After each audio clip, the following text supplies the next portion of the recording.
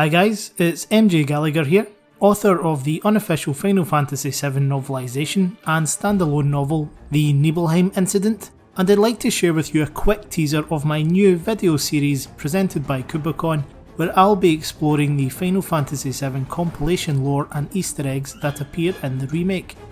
The segment you're about to see is from the pilot episode which dissects the game's opening chapter, The Destruction of Mako Reactor 1. Enjoy.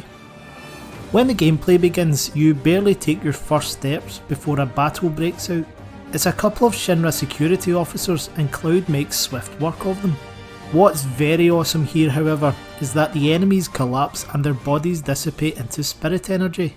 Quite frankly, this will have almost everything to do with game mechanics and little to do with the Final Fantasy VII lore, but it does create a minor inconsistency. In the compilation, only those with high quantities of Mako in their bodies would immediately merge with the livestream that way. The clones and soldiers in Crisis Core are a prime example of this, but Sephiroth also does it in the original game. From a lore perspective, this suggests the Shinra infantrymen are also rich in Mako, which we already know monsters are, as the Ultimanias tell us that overexposure to Mako is what caused their mutations and aggression in the first place. Conversely, the robots in the reactor simply fade away. This means that the design team made a conscious decision to show living creatures dissipating as they do, thus indicating a very early introduction to the concept of spirit energy.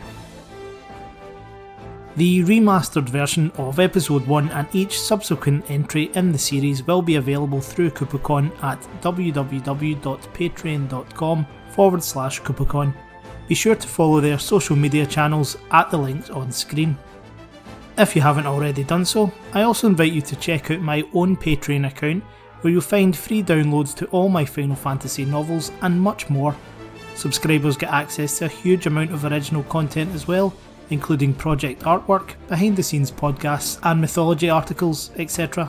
And look out for my new book, Norse Myths That Inspired Final Fantasy VII, which launches in mid-2020. Thank you for watching and take care.